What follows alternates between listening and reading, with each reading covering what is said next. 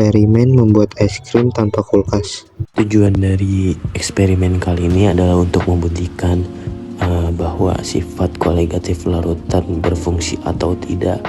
Penurunan titik beku, yang dimana garam ini berfungsi untuk menurunkan suhu dari es dan agar es krimnya jadi dengan mengkristal, padat, dan lembut. Imtak, Quran Surat Al-Anbiya ayat 30. Waja'alna minal ma'i kulla syai'in hayy afala yu'minun. Artinya, dan kami jadikan dari air segala sesuatu yang hidup, maka mengapakah mereka tiada juga beriman?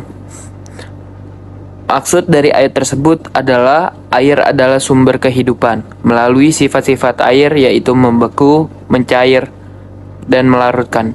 Allah memberi manusia ilmu untuk dimanfaatkan, termasuk membuat makanan sederhana seperti es krim.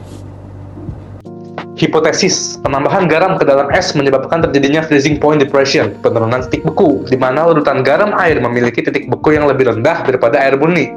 Akibatnya, campuran es dan garam dapat mencapai suhu di bawah 0 derajat Celcius, sehingga mampu menyerap kalor yang lebih besar dari adonan es krim.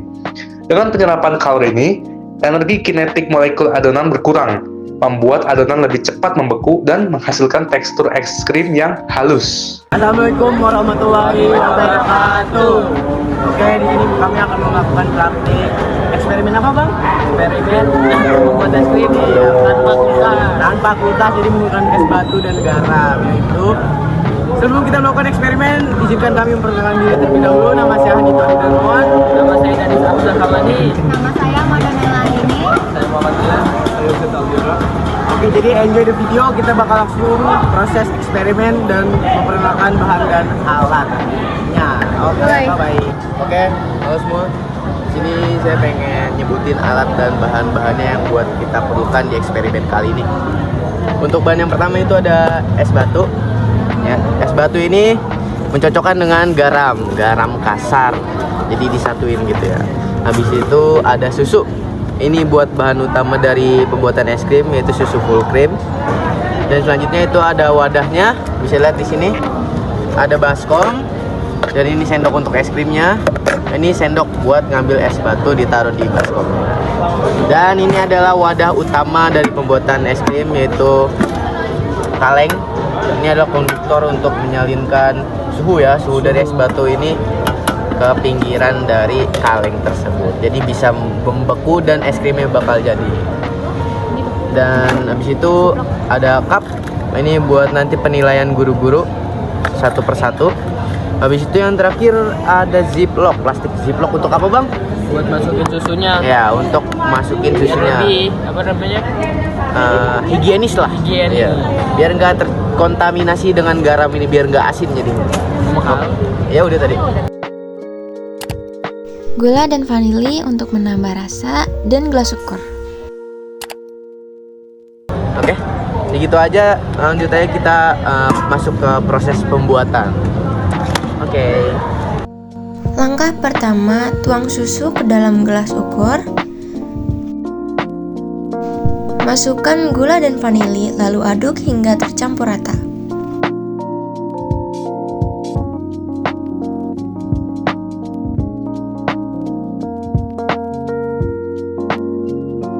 Siapkan es batu, kemudian masukkan ke dalam baskom, lalu tambahkan garam kasar dan aduk hingga rata.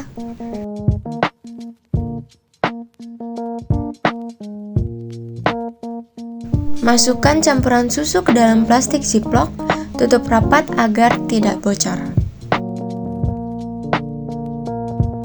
Kemudian, letakkan plastik berisi susu ke dalam kaleng, lalu tutup kaleng dengan rapat.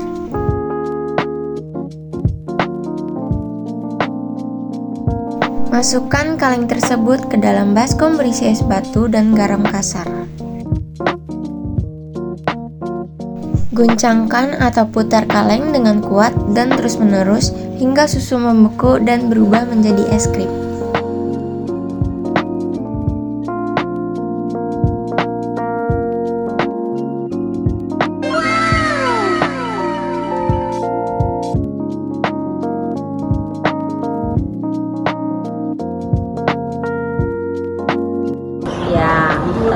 hasil es krimmu bagus.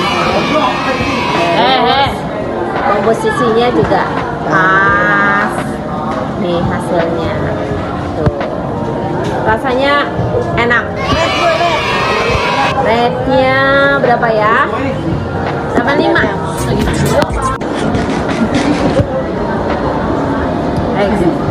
Teksturnya padat, rasa susunya berasa, nggak terlalu manis, enak.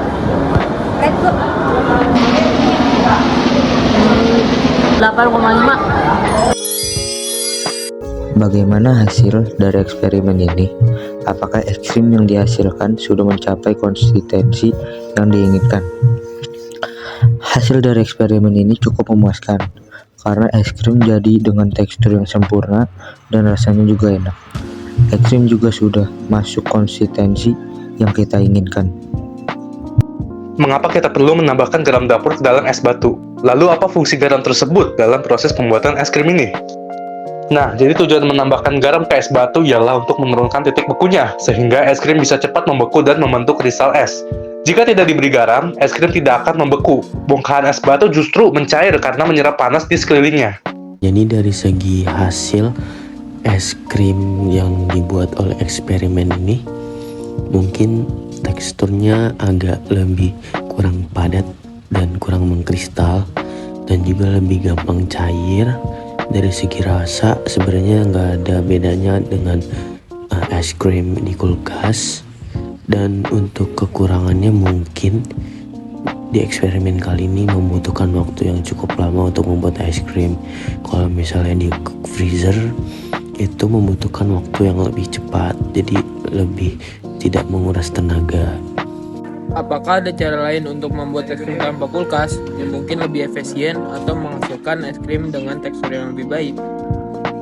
Jawabannya adalah ada, yaitu menggunakan es kering atau dry ice yang dicampurkan secara hati-hati ke dalam adonan es krim. Es kering mampu membekukan adonan lebih cepat sehingga butiran es lebih kecil dan tekstur es krim lebih lembut. Yang kedua, ada metode kantong plastik ganda. Adonan dimasukkan ke dalam kantong kecil, lalu dimasukkan ke kantong besar berisi es batu plus garam kasar. Kantong kemudian diguncang atau diputar sampai adonan mengeras. Cara ini lebih praktis, higienis, dan tetap bisa menghasilkan es krim tanpa kulkas. Kesimpulan, dengan menambahkan garam ke dalam es batu, titik beku es menurun sehingga campuran es garam mampu menyerap panas lebih besar. Hal ini membuat suhu di sekitar kaleng menjadi lebih rendah dari 0 derajat Celcius. Suhu rendah tersebut menyebabkan campuran susu dalam kaleng membeku dan berubah tekstur menjadi es krim.